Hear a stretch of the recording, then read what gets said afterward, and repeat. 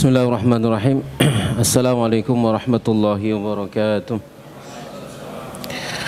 Innal hamdalillah nahmaduhu wa nasta'inuhu wa nastaghfiruh wa na'udzu billahi min shururi anfusina wa sayyiati a'malina. May yahdihillahu fala mudilla lahu wa may yudlil fala hadiya lahu. Asyhadu an la ilaha illallah wahdahu la syarika lahu wa asyhadu anna Muhammadan abduhu wa rasuluh. Allahumma salli wa sallim ala nabiyyina Muhammadin wa ala alihi wa sahbihi ajma'in.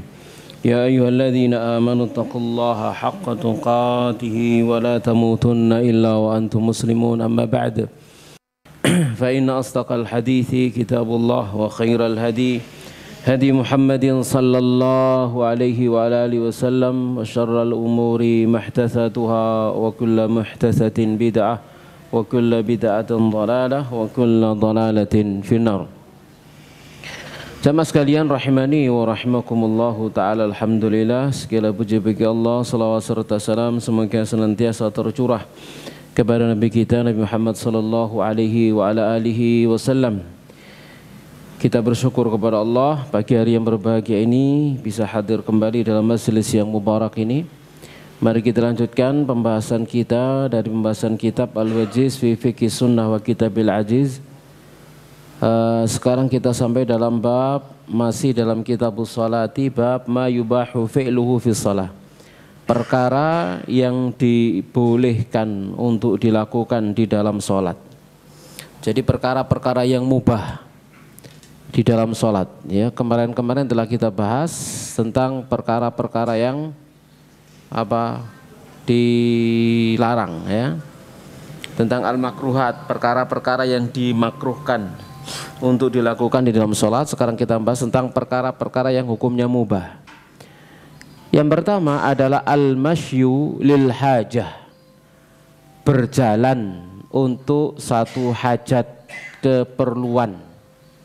Jadi berjalan untuk satu hajat keperluan. Nah, di sini ya, ini al-masyu al-yasir tentunya, ya, berjalan yang ringan, jalan yang ringan untuk satu hajat keperluan. Dari Ibunda Aisyah radhiyallahu taala anha, dia berkata, karena Rasulullah SAW yusalli fil bait, pernah sholat di dalam rumah. Wal babu alaihi mughlaq, sementara pintu tertutup atas beliau. Faji'tu fastaftahtu, lalu aku pun datang minta izin dibukakan pintu. Famasya, maka Nabi pun berjalan. Fafatahali, lalu beliau pun membukakan pintu untukku. Thumma raja'a ila musalla, lalu beliau kembali ke tempat salat beliau. Wa wusifat atau wa wasaftu annal baba fil qiblah, dan disifati bahwasannya pintu tersebut ada di arah kiblat. Jadi Nabi SAW sholat, dia menghadap ke arah ke pintu. Jarak antara beliau dengan pintu tidak jauh, ya, karena menghadap ke arah pintu, arah kiblat, berarti tentunya Nabi SAW mendekat ke arah sutroh. Nah, sutrohnya bisa pintunya atau bisa tembok di sebelah pintunya. Ya, maka Nabi SAW kemudian berjalan ke arah sutrohnya untuk kemudian membukakan pintu, lalu beliau mundur kembali. Ya, jamaah sekalian rahimani wa rahmakumullahu ta'ala, ya. Jadi itu perkara yang dibolehkan. Dibolehkan berjalan ringan, bukan berjalan jauh. Ya, kalau misalkan dia jarak antara pintu dengan tempat sholatnya jauh, tidak dibukakan pintunya, ya, tapi takbir dengan keras, ya, Allahu Akbar, nah, begitu, ya. Atau kemudian kalau kita lagi membaca Al-Quran, maka dikeraskan bacaan Quran kita.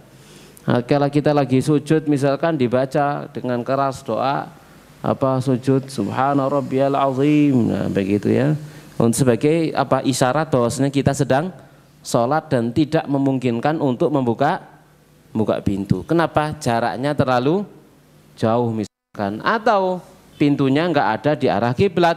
Nah, Pintunya ada di samping kanan atau ada di samping kiri dan jauh. Kalau pintunya di samping kanan dekat, ya tinggal nyeklek aja, tinggal buka, tidak perlu berjalan. Tapi kalau jauh harus bergeser banyak, gitu ya.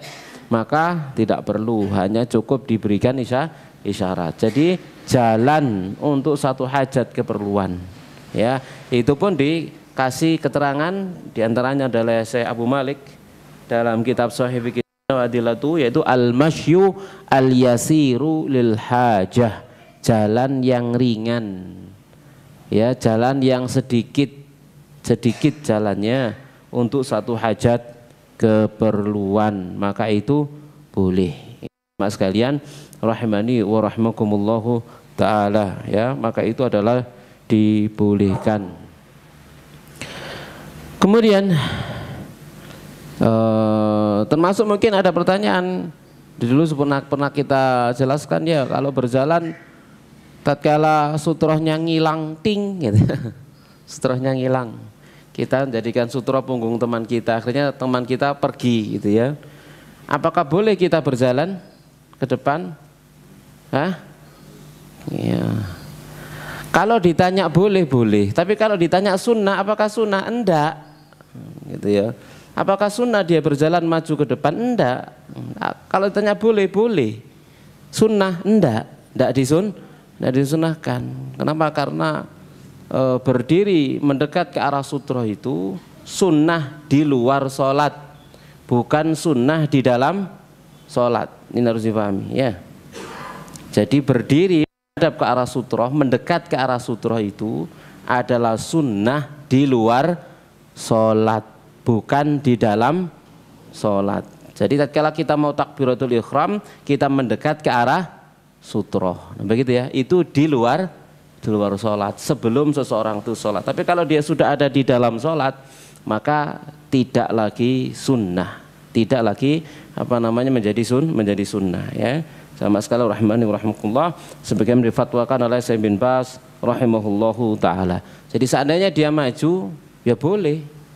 Tapi apakah sunnah? Enggak disunahkan. Ya sudah, diam pada tempatnya, ya, karena itu termasuk kesunahan di luar sholat, ya, di luar sholat. Taib jamaah sekalian rahimani wa rahmakumullahu taala. Berikutnya yang kedua, perkara yang mubah dilakukan, yang kedua adalah hamlus sabiyyi, yaitu menggendong anak, ya, menggendong anak, gendong bayi, gendong anak. Ini juga boleh. Dari Abu Qatadah anna Rasulullah, bahwasanya Rasulullah sallallahu alaihi wasallam kana yusalli, adalah beliau salat wa huwa hamilun umamata, sementara beliau sedang gendong Umamah binta Zainaba binti Rasulillah sallallahu alaihi wasallam. Jadi beliau gendong Umamah, putrinya Zainab, putrinya Rasulullah sallallahu alaihi wasallam. Jadi beliau menggendong cucu beliau sallallahu alaihi wasallam, milik Abul As ibn Rabi. Fa idza qama hamalaha, jazakallahu khair. Jika beliau berdiri maka beliau menggendongnya, wa idza sajada, dan jika beliau sujud maka beliau meletakkannya. Namun yang perlu kita perhatikan jamaah sekalian rahimani wa rahmakumullahu taala, kalau di zaman sekarang anak-anak kita dikasih pampers, kan gitu ya. Ya, anak-anak kita dikasih pampers. Maka tatkala kita hendak menggendong anak-anak kita itu, atau kita saat itu sedang membawa anak ke masjid misalkan, maka pastikan pampesnya itu baru. Pastikan pampesnya baru, ya. Jadi kalau dia kita hendak takbir gitu ya, misalkan begitu, lalu ada berkemungkinan misalkan nanti dia itu minta gendong dan lain sebagainya, maka pastikan pampesnya baru, bukan pampes yang sudah ada ompolnya, ya. Jadi pastikan baru, gitu ya. Nah ini kita kiaskan dengan wanita yang sedang istihadhah. Wanita yang sedang istihadhah, kewajiban dia adalah setiap kali datang waktu sholat, maka dia membersihkan kemaluannya, kemudian dia pakai pembalut, baru kemudian dia berwudu. Nah pada saat misalkan dia sedang sholat dan seterusnya sampai masuk waktu yang berikutnya keluar darah dari kemaluannya, maka tidak dianggap. Demikian juga orang yang kena penyakit beser, sama beser pipisan gitu ya, dikit-dikit pipis dan seterusnya ya, dimana ada perkakas pelet kelepnya itu atau soak gitu ya, sehingga pipisan, maka perlakuan dia sama dengan wanita yang istihadhah. Setiap kali ya orang yang kena beser ini itu datang waktu sholat, maka dia berkewajiban untuk membersihkan kemaluannya, kemudian dia pakai pembalut, lalu dia sholat. Maka setiap kali keluar di waktu sholat atau di luar sholat sampai datang sholat waktu yang berikutnya, maka tidak ada masalah. Apa yang keluar itu tidak terhitung. Kenapa? Karena termasuk udzur syar'ina. Itu pun demikian kita perlakukan kepada anak-anak kita. Tatkala kita hendak sholat misalkan dan anak kita bawa, maka pastikan diganti apanya? Pempesnya diganti baru, sehingga suatu ketika misalkan dia rewel lalu minta digendong, tidak ada masalah. Kenapa? Pempesnya terhitung baru masuk waktu sholat. Ya, sampai kapan? Sampai waktu sholat yang berikutnya kita ganti kembali. Begitu kalau memang kita bawa dia untuk ke masjid sholat dan lain sebagainya, sehingga tidak ada masalah tatkala kemudian kita menggendongnya. Jelas ya? Tapi kalau pempesnya tidak baru, dalam keadaan tidak kita ganti pada saat awal masuk waktu sholat lalu kita gendong dia, maka sholat kita tidak sah. Kenapa? Gendong najis gitu ya, maka sholat kita tidak sah. Ya, jamaah sekalian rahimani wa rahmakumullahu ta'ala. Maka ini perlu diperhatikan ya oleh setiap para ibu tatkala membawa anak-anaknya ke masjid. Ya contoh misalkan sholat taraweh, untuk sholat taraweh ya, tadi pastikan berangkat masuk waktu sholat isya itu diganti pempesnya dengan pempes yang baru, sehingga tidak ada masalah.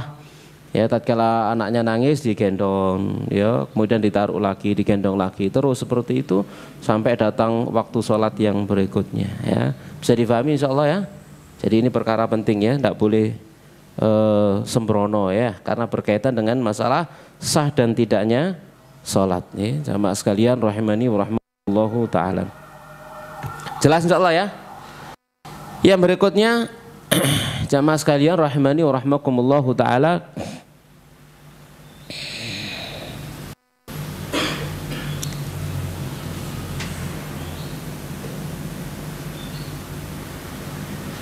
bentar ya.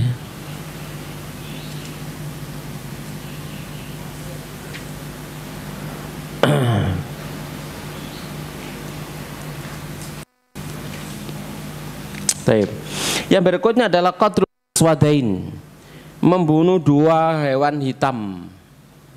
Membunuh dua hewan hitam. Maksudnya apa? Al-aswadain, ular dan kalajengking.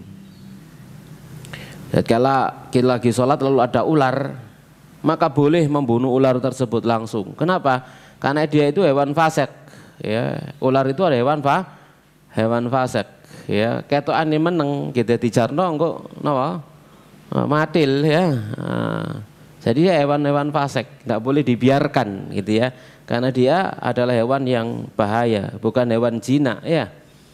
Ya, sifatnya tidak bisa hilang dari dirinya. Ya. Jadi qatlul aswadain, jadi boleh bahkan dalam sholat membunuhnya boleh, termasuk kalajengking ya, dalam sholat membunuhnya boleh. Dari Abu Hurairah radhiyallahu taala anhu anna Rasulullah, bahwasanya Rasulullah sallallahu alaihi wasallam bersabda, amara biqatlil aswadaini fi shalah, membunuh dua hewan hitam ini dalam sholat. Ya, ini apa? Ayah, kalajengking dan ular. Ya, ini disuruh untuk membunuh. Yang namanya membunuh itu bisa bergerak apa? Banyak. Kan itu ya. Tidak ada ular maka dia bergerak banyak. Kira ya apa mateni ular dalam sholat dia apa no? Dijek. Tidak. Ya gak diite ya. Cekel buntutnya dikeplek-keplek no mungkin ngono ya. Mungkin gitu lek wani. lek wani gitu ya. Untuk bawa tongkat, ngambil tongkat dipukul kepalanya misalkan semacam itu. Walhasil gerakan yang banyak ya dalam rangka untuk membunuh ini boleh. Dalam rangka untuk membunuh apa? Kalajengking dan ular boleh, gerakan yang banyak ya. Namanya untuk membunuh ya, sak keneke kan begitu ya. Tidak dibiarkan. Lagi sholat moro-moro datang moro melungker ngono ya. Aja menengahi gitu ya. Wis gak apa-apa, wis paling yo kate melok salat pisan bae ngene ya. Moro sampean sujud ning pinggire ya. Ya, nama bahaya nih jamaah sekalian rahimani wa rahmakumullahu taala ya, bahaya. Kita disuruh untuk membunuhnya, tidak boleh dibiarkan ya. Karena dia adalah hewan yang membahayakan. Salai dewe napa ngetok. Ya, lek gak ngetok kan gak disuruh bunuh ya. Kalau dia memperlihatkan diri nampak kepada manusia, maka dia dibunuh karena memang dia terhitung membahayakan. Ya, itu mujma'un alai ya. Dia itu membahayakan. Ya jamaah sekalian rahimani wa rahmakumullahu taala ya. Baik. Saya juga punya pengalaman dengan ular ini, masya Allah ya, beberapa kali ya. Tapi bukan keadaan sholat. Lagi di dekat kamar mandi, sudah duduk enak gitu ya. Noleh nganan ulo gitu ya, ya Allah ya. Noleh nganan ular gitu ya. Jadi di Manarul Bangil itu kita di kamar Ustadz itu ada apa namanya kamar mandi khusus gitu ya untuk para Ustadz yang ngisi di sana. Klosetnya kloset duduk seperti itu, kemudian di sebelahnya itu ada bak mandi yang ada taruh di rangka besi. Ini. Nah ularnya itu melingkar-lingkar di rangka besinya begitu, menengeng deh ya. Ya sudah selesai gitu ya. Orang oleh kanan ular, ket mang menengai deh gitu ya. Begitu saya bergerak mundur karena kaget gitu ya, langsung dia turun berdiri begini. Wah siap-siap begini ya. Aku yang nggak bawa cebok ya. Karena senjata lain kecuali cebok ya. Tapi tenang, enggak enggak panik, enggak gopo. Dein delok aku ndelok dhewe. Ya, tak lihat aja. Terus saya mandi, tenang sambil podo delok-delokan gitu ya. Dia terus berdiri begini, selama saya mandi itu dia berdiri terus begini. Ya, dia gak ganggu saya, aku gak ganggu. Gitu ya. Terus selesai mandi, selesai pakai baju, kemudian saya buka pintu terus bilang ke penjaga ada ular nah gitu. Baru kemudian teman-teman marbot datang ke kamar mandi, ternyata tidak ada ularnya ya. Ularnya masuk ke lubang apa namanya selokan ya, masuk ke selokan ya. Itu kira-kira mungkin ya 10 tahun yang lalu kira-kira gitu ya. Kira-kira saya kisah urip wis gede kira-kira ya. Tapi jamaah sekalian rahimani rahmakumullahu taala ya.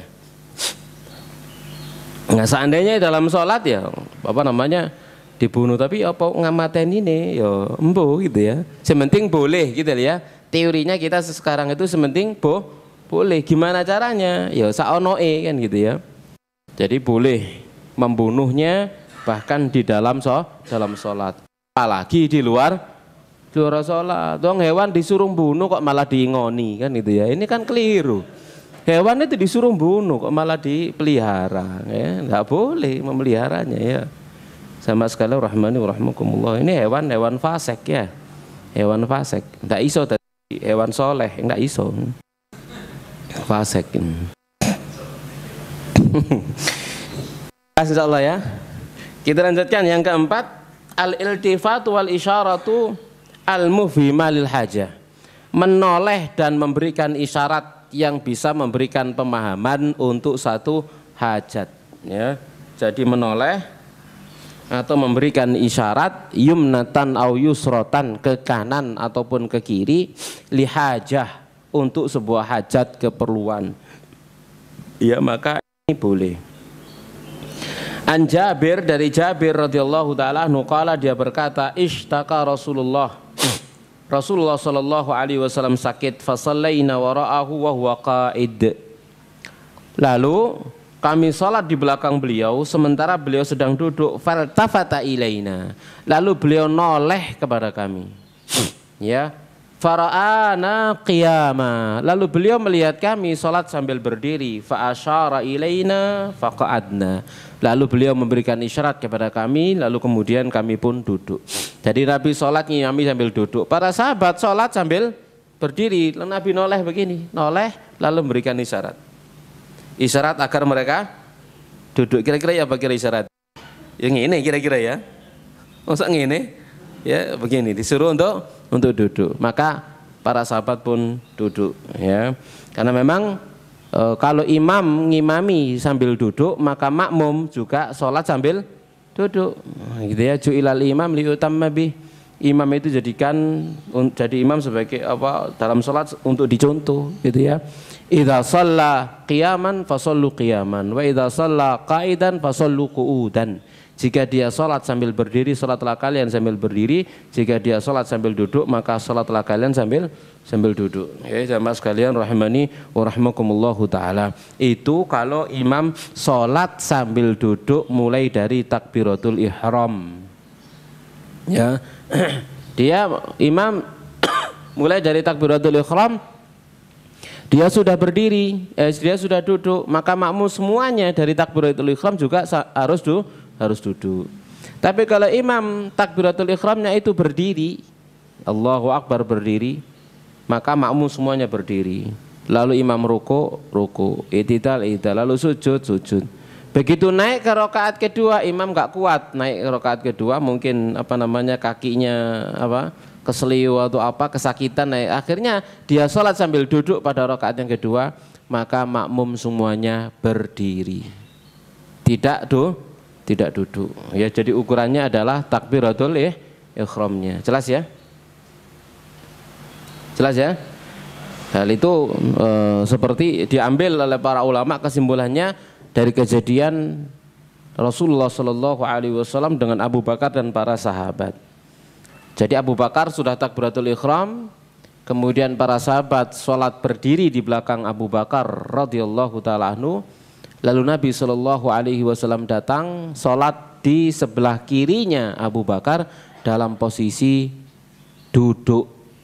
Dalam posisi apa? Duduk. Ya, maka Abu Bakar sholat berdiri, jadi makmumnya Rasulullah yang sambil duduk, dan para sahabat sholat sambil berdiri, jadi makmumnya Abu Bakar radhiyallahu taala anhu. Maka dari sana diambil kesimpulan oleh para ulama, jadi dari awal imam itu sudah duduk takbiratul ihramnya, maka para makmum semuanya harus duduk. Tapi kalau tidak dari awal takbiratul ihramnya, maka makmum tetap berdiri sebagaimana awal takbiratul ihram mereka. Jelas? Jelas insyaallah ya? Baik. Jadi itu al-iltifatu wal isyaratu al-mufhimah lil hajah. Menoleh dan memberikan isyarat yang difahami ya untuk satu hajat keperluan. Kemudian juga dalam hadis Sahal bin Sa'ad, faja'a Rasulullah, lalu datang Rasulullah sallallahu alaihi wasallam wan nasu fi salat, sementara manusia berada dalam salat. Fatakhallasa hatta waqafa fi shaf, lalu beliau pun masuk hingga berdiri di dalam shaf. Fasaffaqan nasu, lalu manusia pun menepukkan tangannya. Wa kana Abu Bakar la yaltafitu fi salat, dan adalah Abu Bakar tidak menoleh di dalam salat. Falamma aktsaran nasu at-tasfiqa, maka tatkala manusia banyak bertepuk ya, menepukkan tangannya, iltafata, maka Abu Bakar pun menoleh. Fara'a Rasulullah, lalu beliau melihat Rasulullah sallallahu alaihi wa alihi wasallam. Ya, jadi Rasulullah SAW masuk ya, datang saat itu, datang ke jamaah yang sudah dipimpin oleh Abu Bakar radhiyallahu taala anhu. Jadi para sahabat kemudian memberikan isyarat dengan menepukkan tangan. Nabi Abu Bakar tidak noleh. Terus ya, banyak yang menepukkan tangannya, akhirnya noleh. Dilihatnya Rasulullah Shallallahu Alaihi Wasallam. Rasulullah SAW memberikan isyarat ya, makanakum, tetaplah kamu tempatmu. Dan Nabi lalu duduk di sebelah kirinya Rasulullah di sebelah kirinya Abu Bakar radhiyallahu taala anhu. Taib. Demikian juga ada lagi hadis yang lain tentang memberikan isyarat dengan tangan atau kepala, memberikan isyarat dengan tangan atau kepala, ya. Yaitu kisah Jabir. Dia berkata, arsalani Rasulullah sallallahu alaihi wasallam wa muntaliqun ilal Banil Mustaliq fa ataitu wa huwa yusalli ala birihi. Jadi Jabir berkata, Rasul sallallahu alaihi wasallam mengutus aku, ya, dari Bani Al-Mustaliq, lalu datangi beliau sementara beliau sedang sholat di atas ontanya. Fakallamtuhu, lalu aku pun bicara kepada Nabi SAW yang sedang sholat.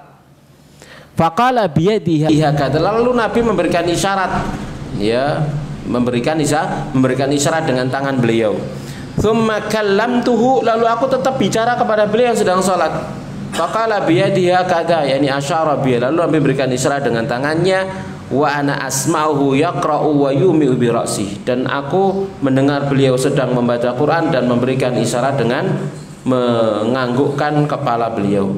Falamma faragh, maka tatkala beliau selesai, qala, beliau bersabda, ma fa'alta fil ladzi arsaltuka fa innahu lam yamna'ni min an arudda 'alaika illa anni kuntu usolli. Gitu ya.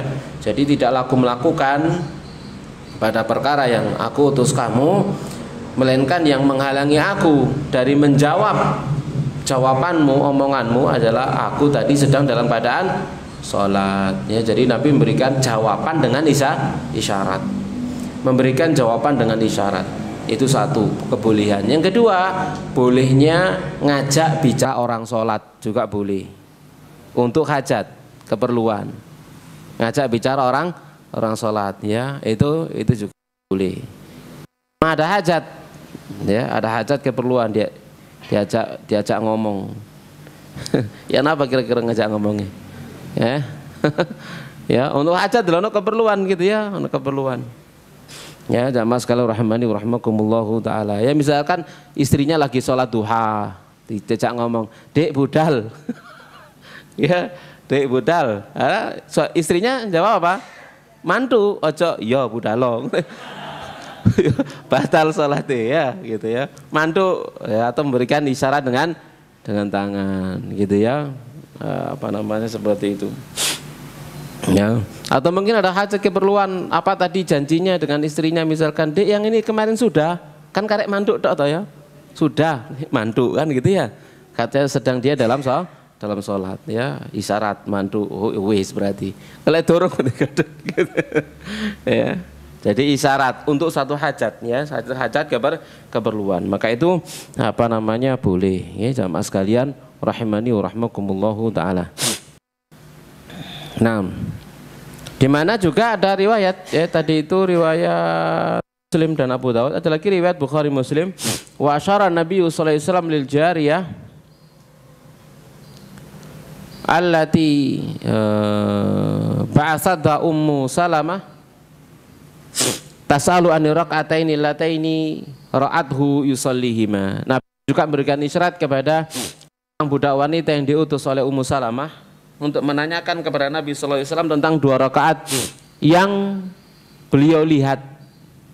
Ya, dilihat oleh Ummu Salamah, Nabi kok sholat 2 rakaat setelah asar. Setelah asar pulang ke rumah kok sholat 2 rakaat, itu sholat apa, gitu ya. Itu sholat apa, gitu ya, ditanya. Maka Nabi SAW tidak jawab dalam sholat. Jadi Nabi ditanya di dalam sholat, ya, sholat apa, gitu ya. Sholat 2 rakaat ini sholat apa? Sholat setelah asar. Ya, Nabi SAW sholat setelah asar, ini sholat apa? Nabi tidak memberikan jawaban di dalam sholatnya, memberikan isyarat. Nah, ternyata kemudian beliau menyampaikan sholatnya adalah sholat qadha ba'diyah zuhur. Qadha ba'diyah zuhur, ya. Baik, itu diantara alasannya.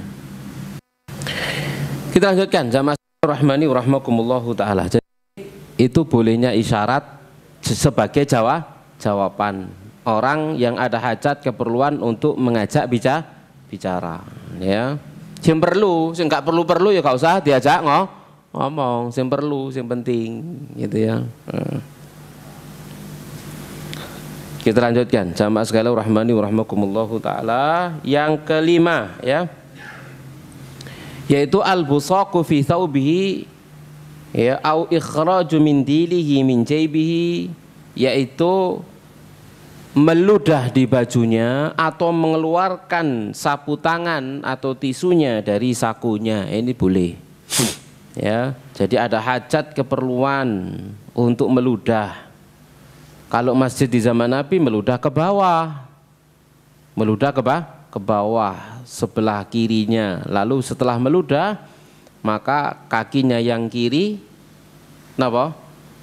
Geser pasir sehingga ludahnya tertutup. Jadi ditutupi sama pasir, gitu ya. Lah zaman sekarang ya gak mungkin meludah nih nisor kene. Jadi cak gelut sampai kancane kok. Ya, gimana caranya? Ya mengeluarkan apa? Tisunya atau sapu tangannya, dirokok, dikesake, kemudian dibuat untuk membersihkan apa yang keluar dari mulut dan hidungnya. Itu boleh. Sama sekalian rahimani wa rahmakumullahu taala. Ini berdasarkan hadis Jabir tentang larangan dari meludah ke kiblat. Jadi kan dulu sudah kita sampaikan, termasuk perkara yang tidak boleh adalah meludah ke arah kiblat. Solusinya apa? Meludah ke bawah sebelah kirinya, bagian bawahnya atau ke bajunya ya, yaitu hadis Jabir dari Rasulullah sallallahu alaihi wasallam qala inna ahadakum, sesungguhnya salah seorang di antara kalian idza qama yusalli, jika dia berdiri salat, fa innallaha tabaraka ta'ala qibala wajhihi, maka sungguhnya Allah tabaraka ta'ala ada di arah mukanya.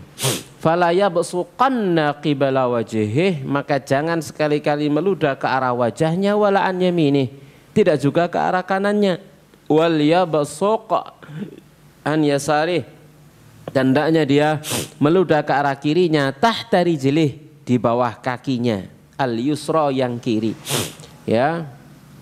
Fa'in ajal tabihi badiratan, kalau kemudian engkau itu tersegera kesusu dengannya ya, tidak mungkin itu dilakukan, falyakul bithawbihi kadza, hendaknya dia melakukan dengan bajunya seperti ini, summa tawa thawbahu ba'dahu ala ba'din.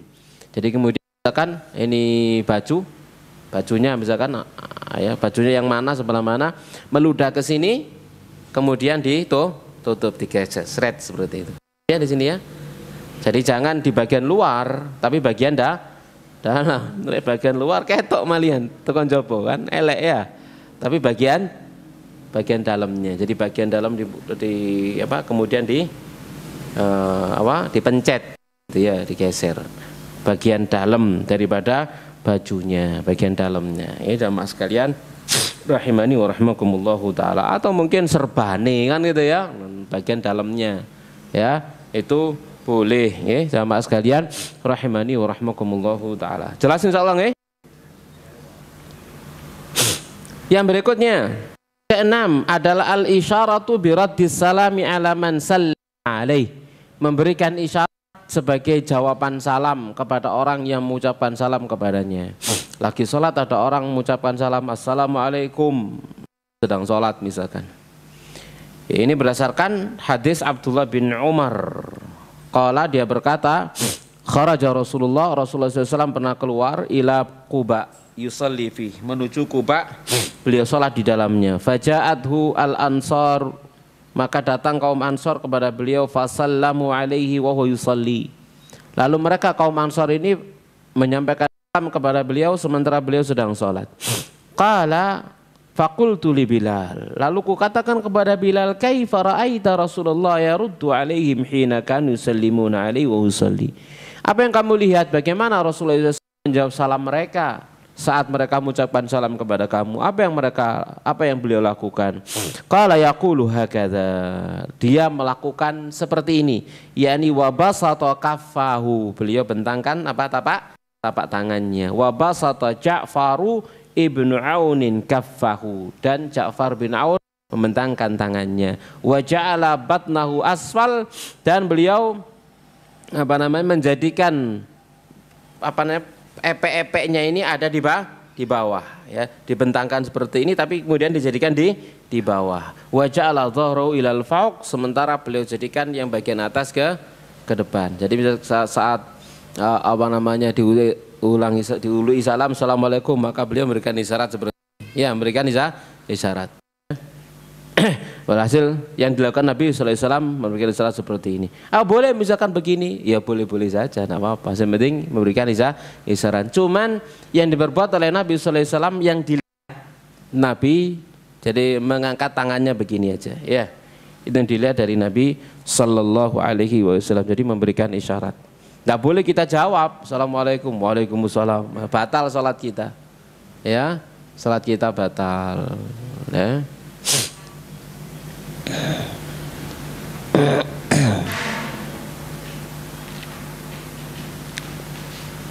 Ini juga ya mungkin karena kebodohan dan juga terlalu bersemangat, gitu ya. Ya ada seseorang ya, seorang pemuda ini ahli ibadah, dia selalu sholat malam di masjid ya, atau di musola, gitu ya. Nah setiap kali jam 3 malam itu selalu datang orang sepuh, orang tua datang, ya. Jadi dia kalau masuk masjid, orang tua ini selalu mengucapkan salam. Nah pemuda tadi itu lagi sujud ya, Waalaikumsalam. Ya, ini namanya ya apa ya? Ya tadi itu kalau belum mengerti hukumnya, maka mudah-mudahan sholatnya tidak batal. Kalau belum mengerti, namanya jahil kan gitu ya. Namanya tidak ngerti ya. Nah, perlu untuk dikasih tahu apa jadi diuli salam aja jawab gitu ya, jawab. Kita lanjutkan jamaah sekalian rahimani wa rahimakumullah. Yang ke-7 jelas tadi itu ya, insyaallah ya. Yang ke-7 adalah tasbihur rijali wa tasfiqun nisa'i lil amri yahdutu fis salati. Tasbihnya kaum laki-laki bertasbih dan menepuk tangannya kaum perempuan untuk satu perkara yang terjadi di dalam sholat. Jadi kalau misalkan imam keliru gerakan ya, maka makmum laki-laki mengucapkan subhanallah, bertasbih boleh. Kalau perempuan maka menepukkan tangan begini ya. Jadi tapak tangan dibekulkan ke punggung tapak kiri, duduk bukan yang ini tepuk pramuka yang ini ya. Ya, jadi hanya sekedar menepukkan tapak tangan kanan ke punggung tapak tangan kiri ya. Jadi ditepuk begitu ya, begini. Itu pun cuma sekali begini. Ojo pek.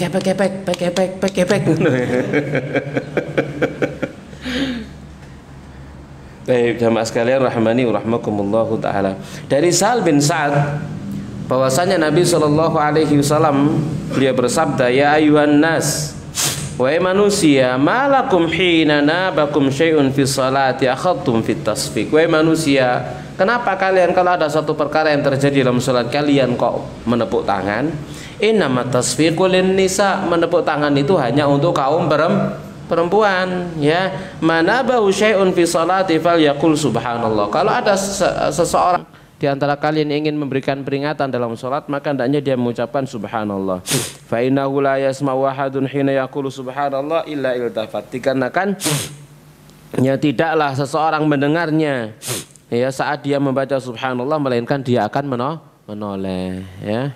Artinya menoleh di sini faham, berarti dia telah melakukan kesalahan ya. Jadi itu untuk gerakan di ya subhanallah ya, bukan untuk bacaan zaman subhanallah bingung. Contoh misalkan ada imam rakaat kedua gak maca al-Fatihah lalu maca surat, teman subhanallah bingung deh, apa salahku ya ngene ya. Ya apa salahku. Aku perasaan wis ngadeg wis bener gitu ya. Ya. Gimana caranya ya kita membaca mengeraskan alhamdulillahirabbil alamin arrahmanir rahim, nah, biar dia paham. Itu kalau bacaannya. Jadi ini kalau dia salah gerakan. Nah, jelas insyaallah nggih? Jelas?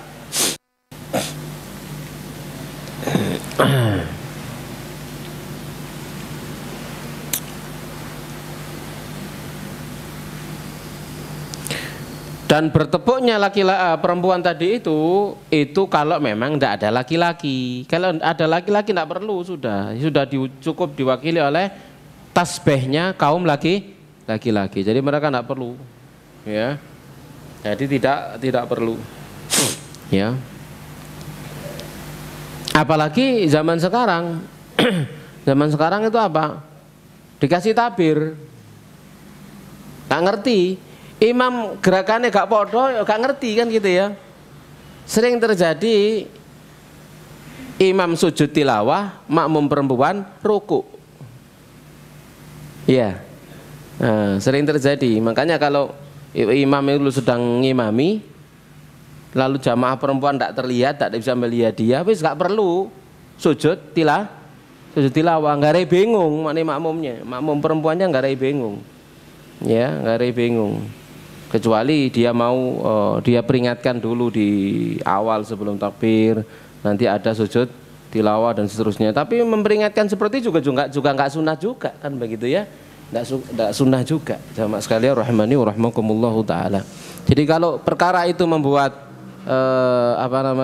bingung orang, ya sunnahnya ya ditinggalkan sunnahnya, ya daripada bingung, ya. Jadi ada tabir tidak bisa saling melihat, para imami Allahu Akbar, makmum rukuk, apa? Makmum perempuan rukuk, mari ngono Allahu Akbar, kan bingung, yang di belakang ini bingung kan gitu ya. Akhirnya mereka itidal, lu marono imami lanjutnya maca Quran, ya. Ada bingung, membingungkan mereka, ya. Bagi yang sudah ngaji misalkan, ya lanjut, tidak masalah. Tapi bagi yang kan bingung, toleh, ya apa kira kan maling ngono, korat karit jadinya, ya. Sama sekali rahmanu rahmakumullahu taala. Dan ya apalagi di masyarakat yang awam misalkan, maka ya seperti itu hendaknya dihindari, ya. Jangan mengamalkan satu sunnah tapi kemudian bikin kacau, ya, bikin kacau jamaahnya yang belum paham, tidak ngerti, maka ditinggalkan sampai mereka itu paham. Ya termasuk jamaah sekalian rahmani rahimakumullah taala mengamalkan setiap Jumat misalkan baca imam surat sajdah ayat pertama rakaat pertama, lalu rakaat kedua surat Al-Insan. Panjang tak pendek itu? Panjang. Nah itu terus kan dilihat yang di belakang ini sopo kan gitu ya. Ono tukang ojek, wis janjian, duwe langganan atau apa, karena dilihat kan gitu ya. Yang belakangnya ini harus dilihat. Ada yang sepuh, ya, ada yang datang bawa kakinya sakit dan seterusnya misalkan. Nah itu dilihat. Jangan semangat mengamalkan sunnah tetapi haknya kaum muslimin di belakang yang punya hajat, punya uzur itu nggak diperhatikan. Jadi ini nanti mereka akan beralih tempat loh. Dia akan pergi dia nanti. Dan itu juga pernah kejadian, saya ingatkan seseorang gitu ya. Dan benar memang ada seorang ya sudah sepuh, dia sholat situ, dia subuh selalu hadir di situ. Lalu datang anak-anak muda ini subuh ngimami ya baca ayat sajdah engkon alif lam Ibrahim. Dan saya itu dalam sholat ini alif lam mim alamat ya sajdah lagi benar surat alif lam sajdah 3 halaman rakaat pertama, kemudian rakaat kedua 2 halaman, ya lebih dikit. Engkon temenan gak balik, bapak tua itu pindah masjid, sudah sampai hari ini tidak kembali ke masjid, tidak musola, sudah tidak kembali. Gara-gara apa? Gara-gara apa? Itu mang gara-gara gitu ya. Jadi seseorang itu jangan hanya semangat untuk mengamalkan sunnah, tapi juga dilihat siapa yang ada di belakangnya. Dia nom-noman kabeh, gak tuh penggawean kabeh, gak apa-apa gitu ya. Tapi kalau ada sudah sepuh sebagainya atau muda tetapi ada waktu dawam dia misalkan ya jam 5 kurang misalkan begitu, dia ada punya hajat janjian jemput pelanggan ke sini ke sana dan seterusnya, atau dia mungkin kirim barang ke pasar dan seterusnya. Mereka ini nggak akan khusyuk kalau kita sholat baca panjang paling geremeng tok, aduh suwi nih janjian nang ngirim barang begitu nantinya gitu ya. Dan haknya orang-orang seperti ini harus diberikan kepada mereka, nggak boleh gitu ya dengan alasan mengamalkan sunnah ya. Yang jangankan mengamalkan sunnah yang itu bikin bikin tak khusyuk ya. Masalah buang hajat aja kan itu ya, itu harus didahulukan daripada sholatnya kan begitu ya. Ada makanan sudah kelaparan mangano sampai masih sholatnya mari sampai komat tak apa-apa kan ya, ini keluwen ya. Atau buang hajat besar atau hajat kecil misalkan, lalu tinggalkan sholatnya untuk kemudian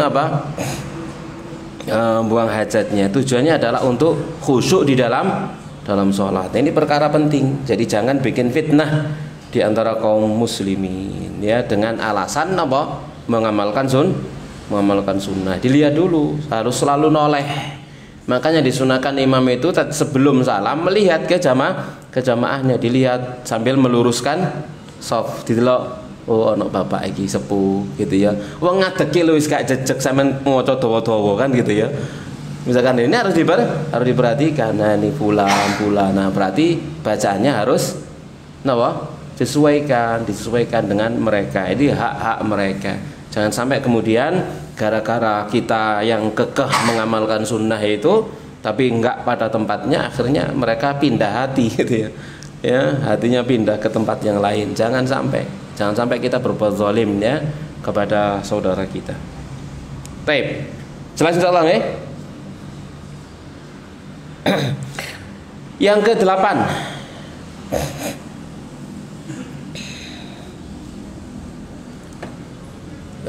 Yang ke-8 jamaah sekalian rahmani wa rahimakumullah adalah al-fathu 'alal imam, mengingatkan imam, membuka apa yang tertutup bagi imam. Yaitu misalkan imam ngimami lalu membaca bacaannya loncat sana loncat sini atau lupa diem, maka makmum boleh mengingatkannya itu dengan melanjutkan bacaannya ya. Mengingatkannya adalah dengan melanjutkan bacaannya.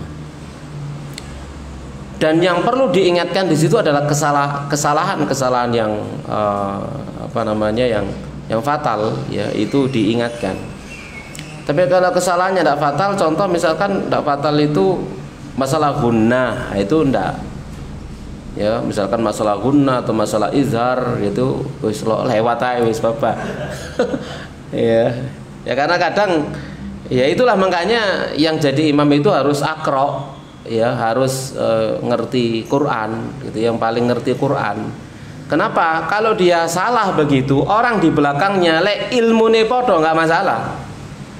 Wis gak punya pikiran macam-macam. Soalnya podo ilmune, podo kayak runi, podo kayak entosi kan gitu ya. Tapi kalau yang di belakang itu alim tentang Quran, waduh gerutut tok, kon keliru ya. Itu ya. Ya wis kan bedane antara ikhfa syafi sampai izhar kan bedane iki wis ya. Akhirnya dalam sholatnya dia gak akan khusyuk, selalu ketemu dengan salah gitu ya, salah salah mana gitu ya, terus sampai akhir salah seperti itu. Apalagi kemudian kesalahannya banyak, maka ya ada sesuatu nanti dalam hatinya orang yang ngerti Quran itu.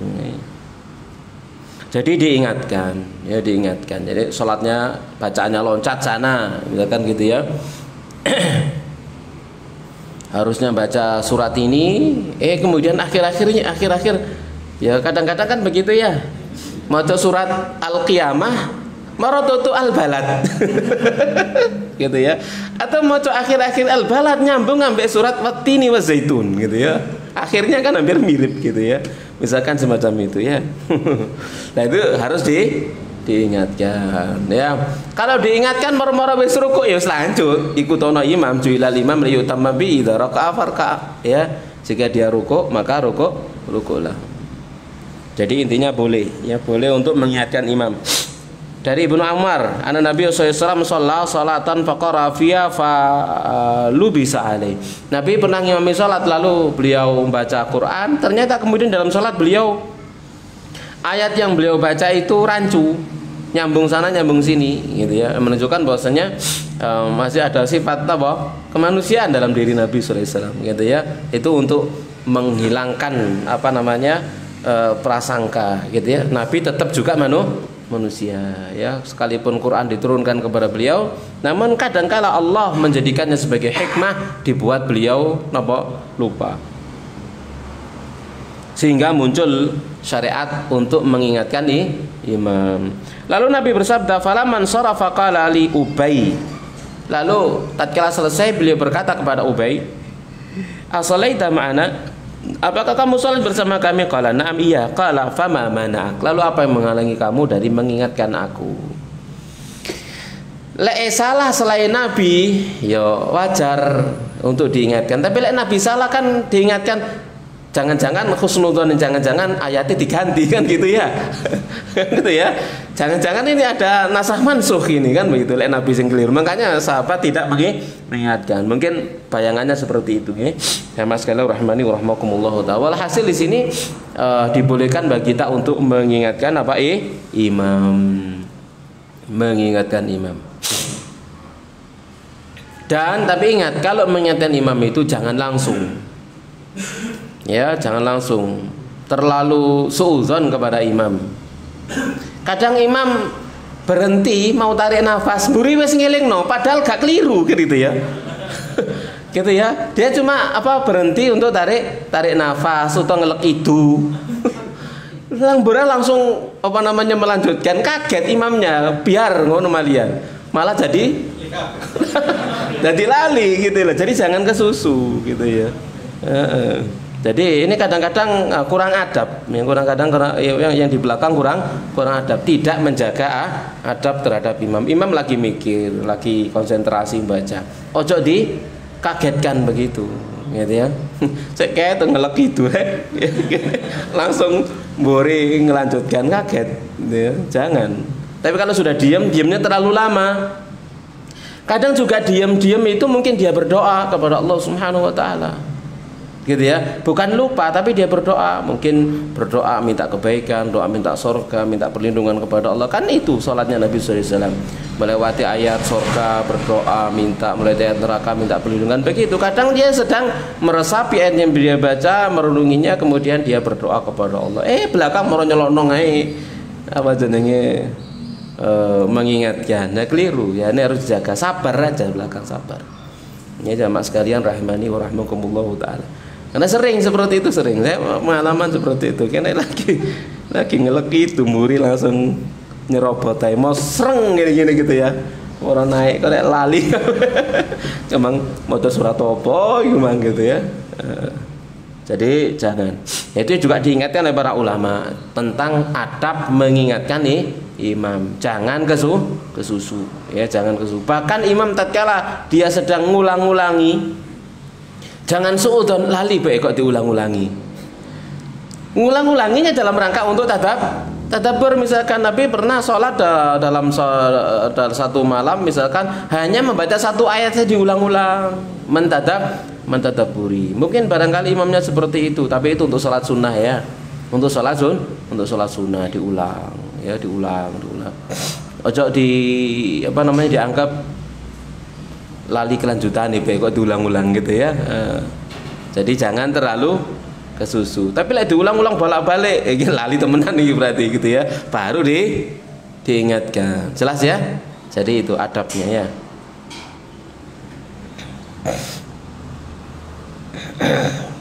Kita lanjutkan sekarang yang ke-9, yaitu ghamzu rijlin naim. Nggotit ndawil, bahasa Indonesia ini apa? Mencolek kakinya orang yang sedang tidur. Ya, mencolek kakinya orang yang sedang tidur. Mungkin sholat menghadap orang tidur, tepat pas kita mau sujud, sikile selonjor di tempat sujud kita. Ini di rumah Nabi Shallallahu Alaihi Wasallam. Ya, dari Ibunda Aisyah dia berkata, kuntu amuduri jelaya fi qiblatin Nabi. Dulu aku sholat dengan menyelonjorkan kedua kakiku di hadapan Nabi, di kiblat Nabi SAW, wa huwa yusolli, sementara beliau sholat.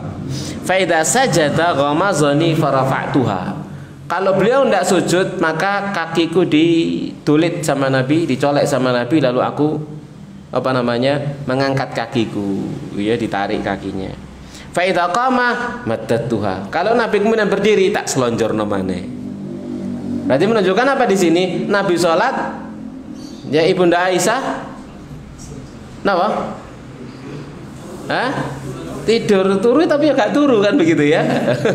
Turu tapi gak tidur tapi gak tidur. Gitu. Sekali rahmani wa rahmakumullahu taala. Dan menunjukkan bahwasanya rumahnya sempit, tak kayak rumah kita ya. Rumah Nabi sempit ya, tidak seperti rumah kita yang besar-besar nggih. Alhamdulillah. Taib. Hadis muttafaqun alaih. Hadis muttafaqun alaih. Jadi ini boleh ya mencoleknya. Ya. Yang berikutnya yang ke berapa? 10.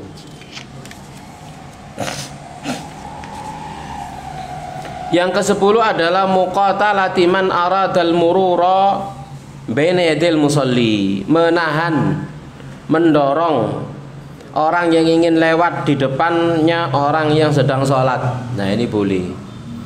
Jadi menahan gerak lajunya orang yang mau lewat di hadapan orang sholat antara dia dengan sutrohnya, ditahan gerak majunya boleh. Jadi dengan kita tangan begini kita gerakkan biar dia tidak lewat. Ternyata dia merot, maju saja, maka kita bergerak untuk mendorong dia, boleh. Dicengkrakno maksudnya. Dilawan ya. Tadi pakai tangan kiri sik maju, akhirnya kaki kanan yang ditarik ke belakang, kaki kanan menghantam ke depan kan ya. Ya, pakai kuda-kuda akhirnya kan begitu ya, untuk mendorong dia. Nah ini boleh ya, dan itu boleh untuk dilakukan. Dan maskalah rahmani wa rahmakumullahu ta'ala. Dari Abu Sa'id al-Khudri dia berkata, sami'tu Nabi, aku mendengar Nabi SAW yaqul, idza shalla ahadukum ila syai'in, jika salah seorang di antara kalian salat menghadap ke sesuatu, yasturuhu minan nas, yang menutupi dia dari manusia, ini di depan sutra. Farada ahadun ayyajtaza baina yadayhi, lalu ada seorang yang ingin lewat, maju melewati di hadapannya, falyadfa fi nahrih, maka hendaknya dia menolaknya di lehernya, ya ditahan di mana? Di lehernya, fi nahrihi. Fa in aba, kalau dia tidak mau, falyuqatilhu, maka perangi dia. Maksudnya apa? Dorong dia, lawan dia. Fa innama huwa syaitan, karena dia adalah setan, dia dianggap setan, maka harus dilawan ya. Itu kalau yang lewat sudah balik mukallaf. Lah sing lewat marek cilik-cilik yo jerno. Justru kalau yang lewat adalah anak-anak misalkan begitu ya, maka sunnahnya kita yang maju biar mereka lewat di belakang.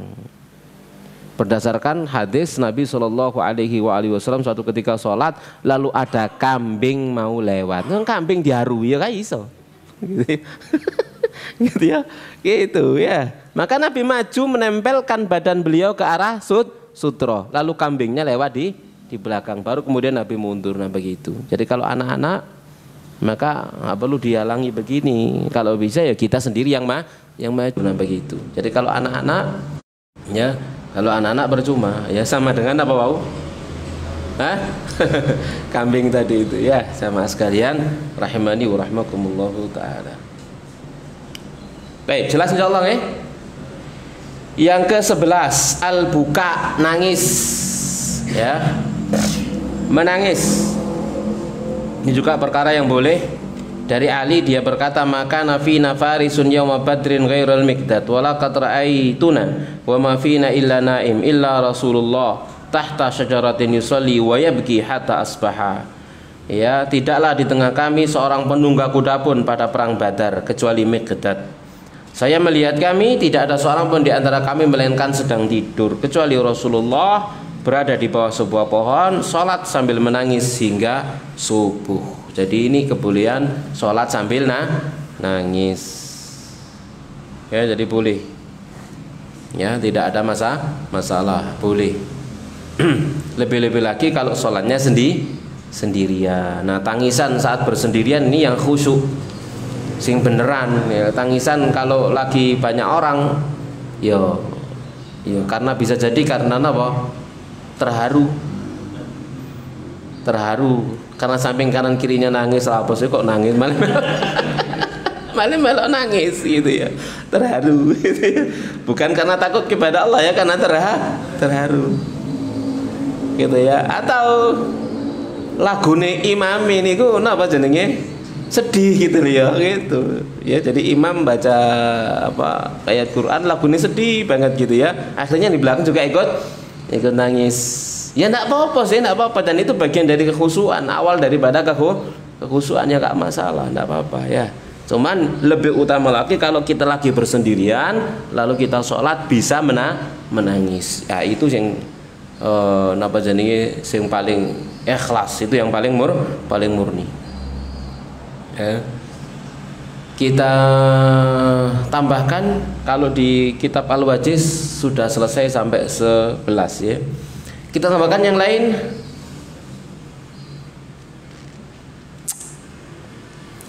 Bergerak untuk menyelamatkan orang.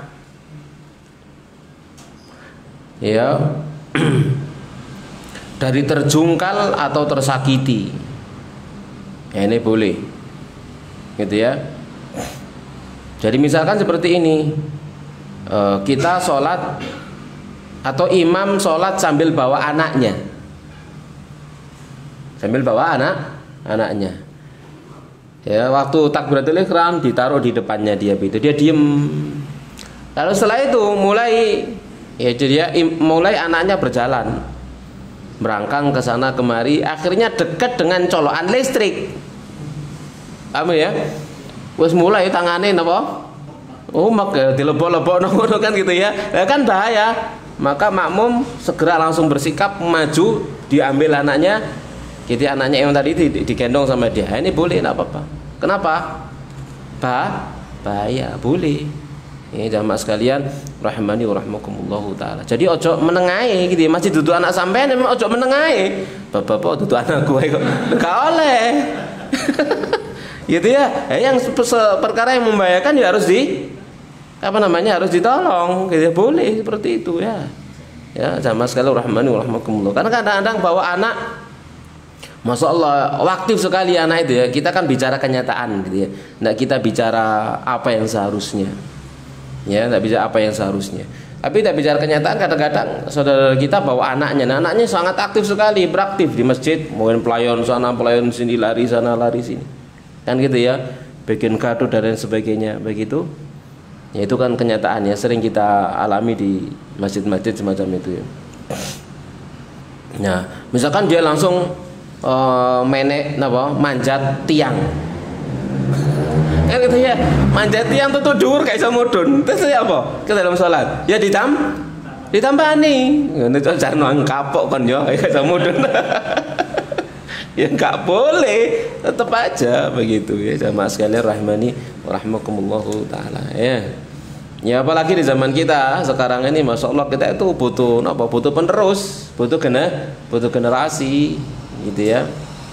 Ya anak-anak kita seperti itu ya jangan dihalangi dari masjid, cuman orang tuanya harus bertanggung jawab ya, orang tuanya harus bertanggung jawab. Jadi kalau anaknya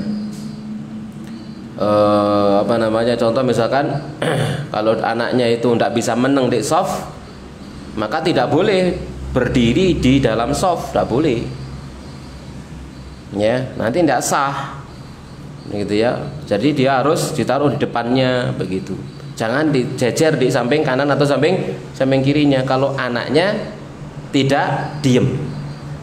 Tapi kalau anaknya diem berarti kan sudah tamyiz. Kalau sudah tamyiz itu jangankan jadi makmum, jadi imam aja boleh kalau memang dia sudah punya bacaan dan bagus bacaan Qur'annya. Ya, tapi kalau dia mau pindah sana pindah sini maka tidak boleh ditaruh di tengah sof, di dalam sof. Maka orang tua ya harus perhatian, maka dia pilih sof ya, jangan di depan juga jangan di tengah, begitu ya. Jangan di depan juga jangan di tengah, minggir sana, taruh di pinggir-pinggir anak-anaknya, seperti itu diantaranya ya.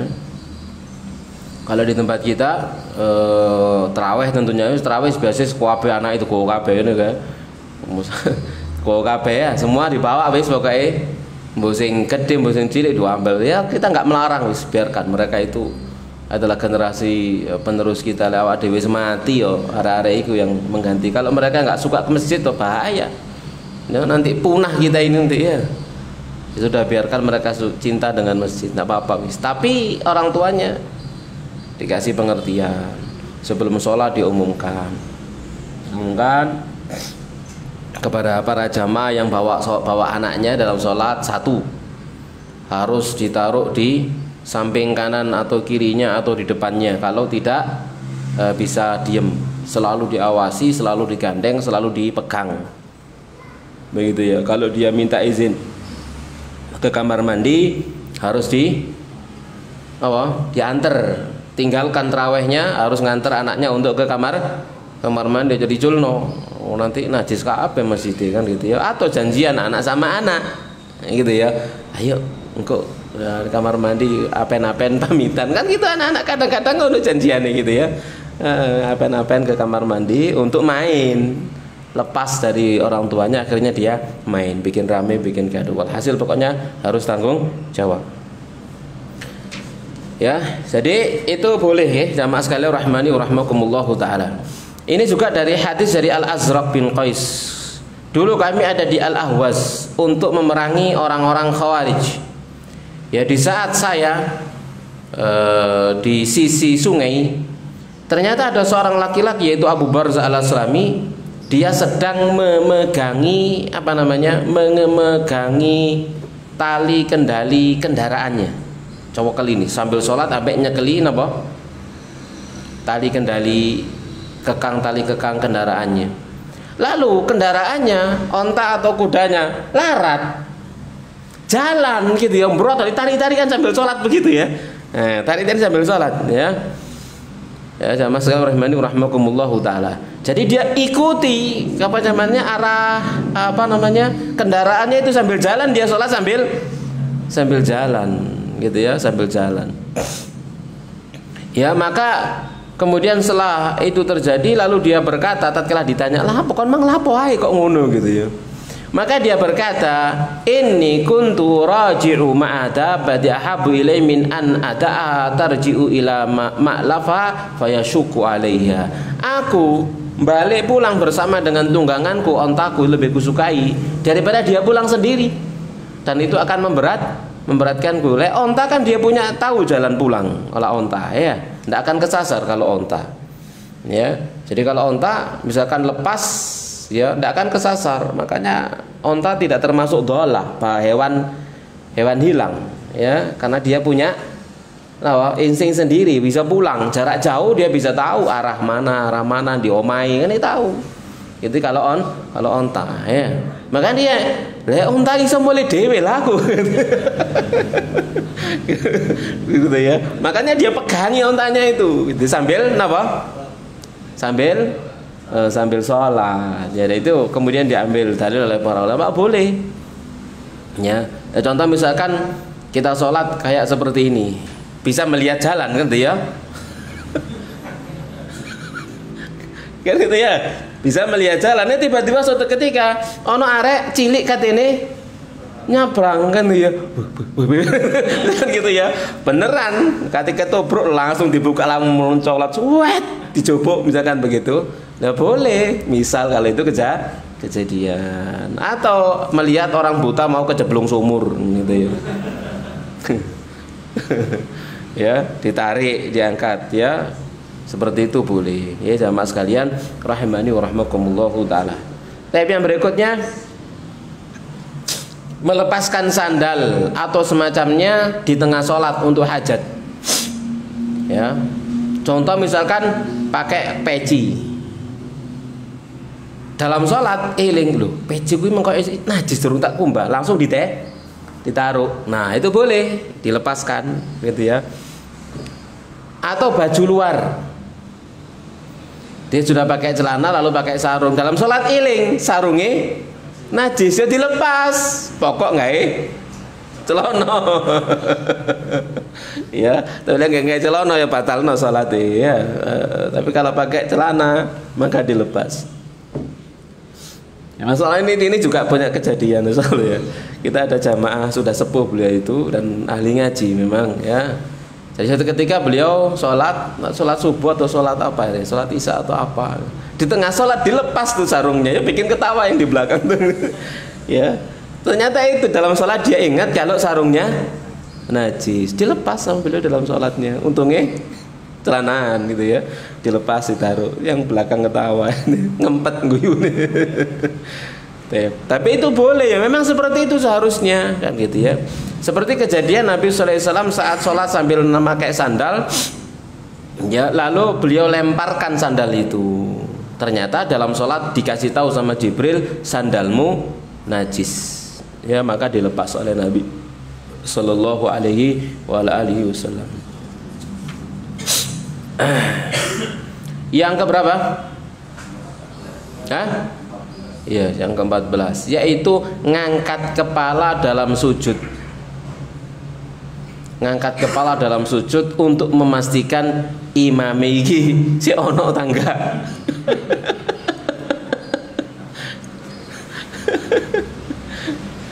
Gitu ya. Contoh misalkan imam sujud suwe gak tangi-tangi gitu ya. Iki imam itu urut aja apa gitu ya. Dipastikan ditengok boleh. Tapi harus kembali. Nah, jangan-jangan husnul khotimah. Misalnya, ini pernah kejadian jamaah sekalian rahimani rahimakumullah taala ya.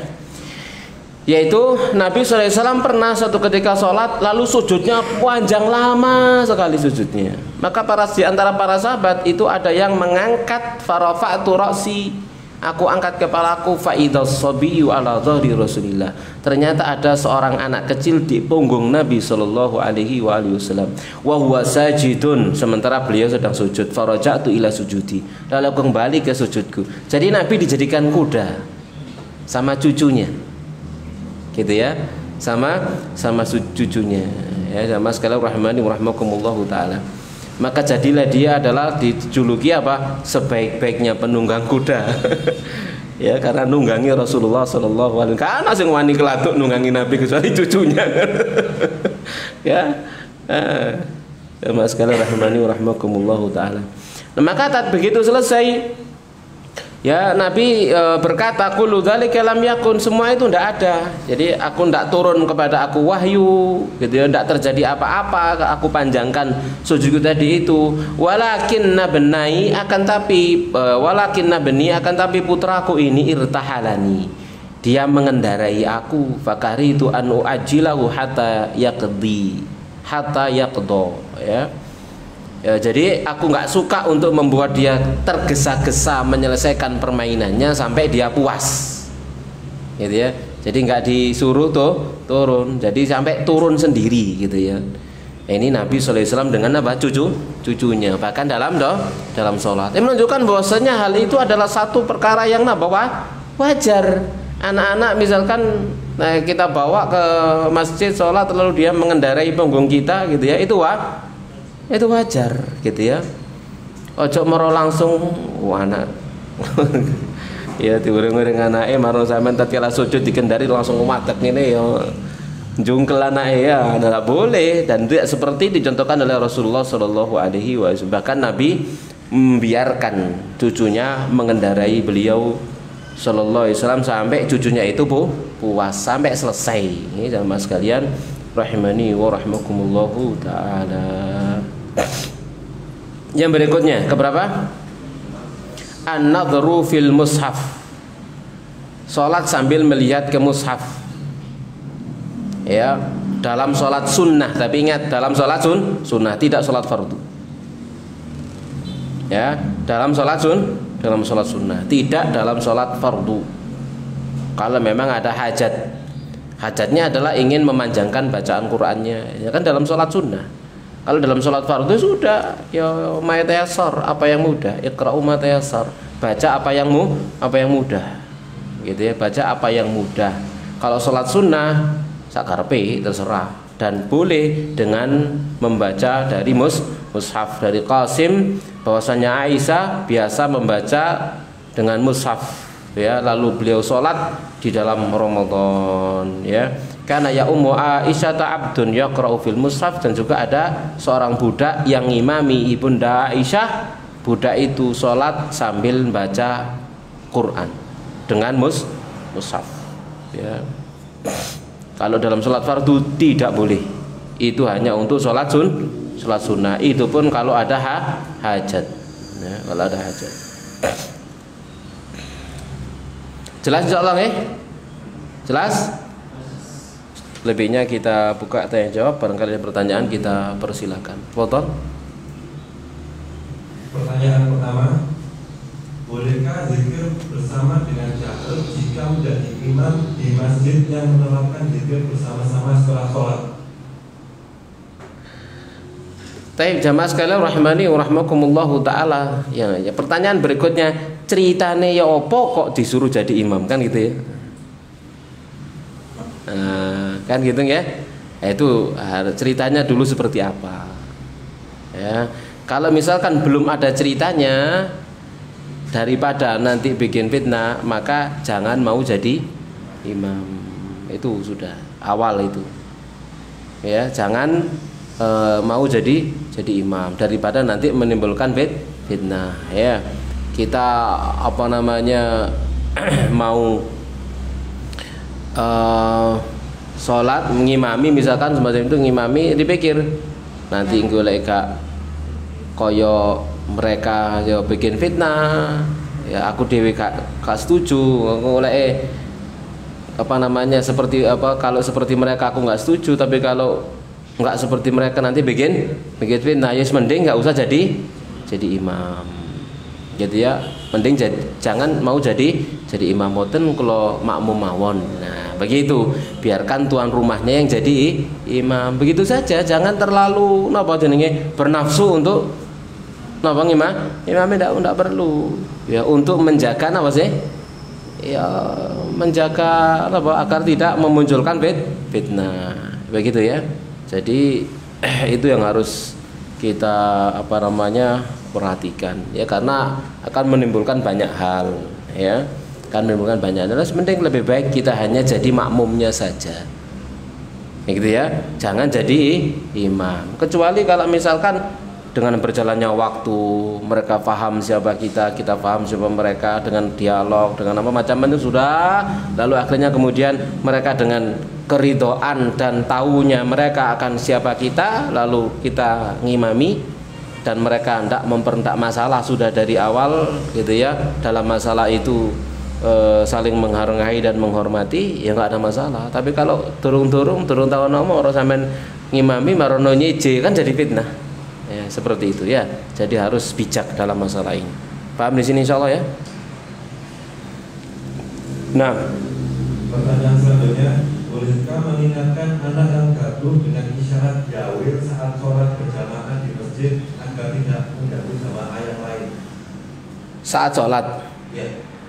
Dawil Jawil anak yang lalu di samping kanan kirinya toh ya? Ya. Iya, nggak mungkin lah atau dawil toh ya? Iya, tidak apa-apa ya. Samping kanan kirinya, misalkan sudah takbir dia nggak takbir, lalu dipegang tangannya, gitu ya, isyarat agar dia takbir. Ya boleh, tidak apa-apa. Ya, kadang anak-anak itu apa namanya sudah takbir sih ngobrol lah ya, jejer loro, dipegang, tarik ke belakang, pindah geser, sampean geser kanan, dia biar di sebelah kiri, boleh juga, tidak apa-apa, dipisah, ya, biar tidak rame, gitu ya, biar tidak rame. Nah, pertanyaan ketiga, apakah konsekuensi bagi orang yang sholat jika ada orang yang lewat di depannya? Apakah pahala sholat akan berkurang? pahalanya. Jadi ada orang yang lewat di depan kita, kita sudah berdiri di depan sutroh, lalu ada orang lewat, ya apakah pahala kita akan berkurang? Iya, berkurang, tidak dapat pahala, menghalangi dia. Kan gitu, menghalangi dia kan sunnah. Buka begini agar dia tidak lewat, kan gitu ya. Tatkala dia lewat terus kita dorong, kan begitu ya, maka kita kehilangan pahala tersebut. Di samping juga di dalam hadis yang lainnya ada pembahasan masalah itu juga tentang berkurangnya pahala dicuri oleh setan, ya. Jadi saya lupa lafadznya, yahtalisu syaitan, begitu ya. Jadi itu adalah satu perbuatan yang dirampas oleh syaitan. Jadi pahala kita ya berkurang, ya kekhusyuan kan. Pahala kita tergantung dengan kekhusyuan. Ada orang lewat, kekhusyuan kita terganggu, kan begitu ya. Ya, kekhusyuan kita terganggu. Nah, sebagai kafarohnya agar kita nggak terganggu kekhusyuan kita melakukan apa yang diperintahkan oleh Nabi Shallallahu Alaihi Wasallam dengan menghalangi dia dari lewat di depan kita, ya. Dan Nabi SAW menjelaskan, sungguh salah seorang di antara kalian diem selama 40 itu lebih baik daripada melewati depannya orang sholat, kan begitu ya. Diem, jangan melewatinya, jangan melewati orang yang sedang sholat. Satu lagi adalah sehubungan dengan kita sholat kemudian mendorong anak kecil, itu diperbolehkan asalkan pempes menggunakan pempes. Kalau pakai pempesnya, kalau dia masih ngompolan. Kemudian bagaimana hukumnya jika anak kecil kemudian shock itu sama-sama kita, apakah diperbolehkan? Sama-sama? Anak kecil yang belum kita, apakah diperbolehkan dalam shock itu dari sana? Anak kecil yang belum berkhitan di berjamaah kemudian satu shock. Iya, jamaah sekalian rahmani wa rahmakumullahu taala. Anak belum berkhitan di satu shaf ya enggak masalah, enggak apa-apa, boleh, enggak apa-apa. Gitu ya. Mungkin ada yang beralasan itu khitan kan di dalamnya nyimpen najis, ya kan di jero masih ganti kulupe iku nek wetengmu ya akeh najis. Gitu ya. Jadi selagi itu masih ada di dalam bagian tubuh, ya maka tidak dipermasalahkan karena masih di dalam. Gitu ya. Najis itu kalau keluar. Tapi kalau di dalam maka ya nak najis, ya. Di perut kita ini dipenuhi dengan barang najis dibawa kemana-mana. Tapi kita kalau di dalam nggak dihukumi apa-apa. Tapi kalau sudah keluar, nah itu baru ada hukumnya. Keluar berarti hukumnya najis, gitu ya, harus diceboi dan seterusnya. Jadi tidak ada masalah, gitu ya. Jadi yang belum sunat tidak ada masalah. Ya karena ada yang mengatakan ada alasan di kulubnya itu masih menyimpan najis. Ini jero, mosok katene lek cawe niku di. Ya ndak ya, hanya bagian luarnya saja. Jelas ngiseng. Jadi ndak apa-apa. Mungkin ada yang mau bertanya satu lagi. Nggih.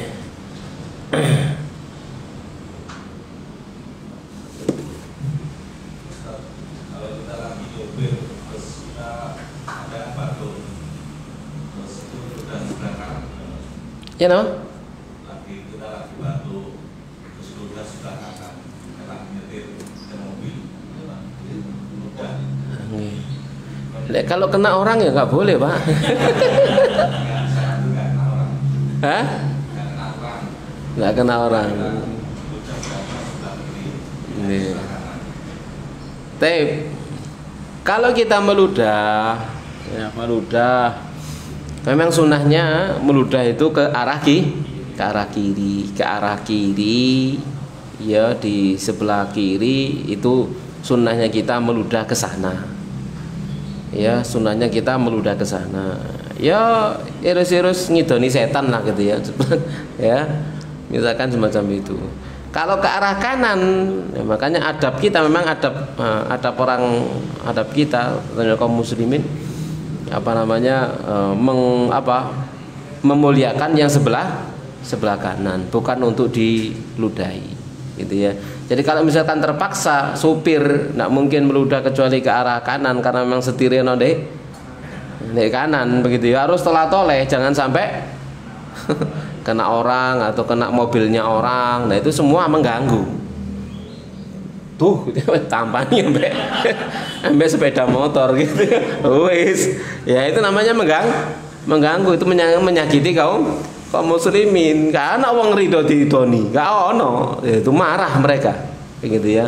Ya maka ayo hati-hati. Akan lebih baik ya Pak, pokoknya di tisunya pakai tisu meludah di sana, gitu ya, seperti itu. Ya, telok mburi terus kanok blas. Ya, diyakinkan danok blas. Kalau memang terpaksa, yang namanya terpaksa ya terpaksa. Tidak mungkin tidak kecuali dia harus meludah, ya tidak apa-apa. Ya, kan makruh toh, ya. Tapi ya akan lebih baik ya kalau kemudian dia meludah ke arah kirinya atau ke tisunya, gitu ya, jangan ke arah kanan. Ya. Sama halnya dengan kita misalkan di depan sama orang lalu kita meludah ke arah kanan, itu jenenge nantang tuh ya.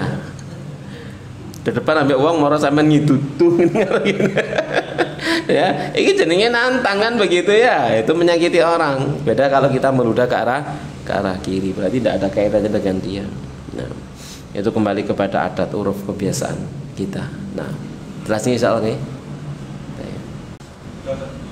Baik, demikian jamaah sekalian rahmani wa rahmakumullah apa yang bisa kita bahas pada kajian kita di pagi hari yang berbahagia ini. Semoga bermanfaat untuk kita semuanya. Kita akhiri wa sallallahu ala nabiyina Muhammadin wa ala alihi wa sahbihi ajma'in. Subhanakallahumma bihamdik asyhadu an la ilaha illa anta astaghfiruka wa atubu ilaik. Assalamualaikum warahmatullahi wabarakatuh.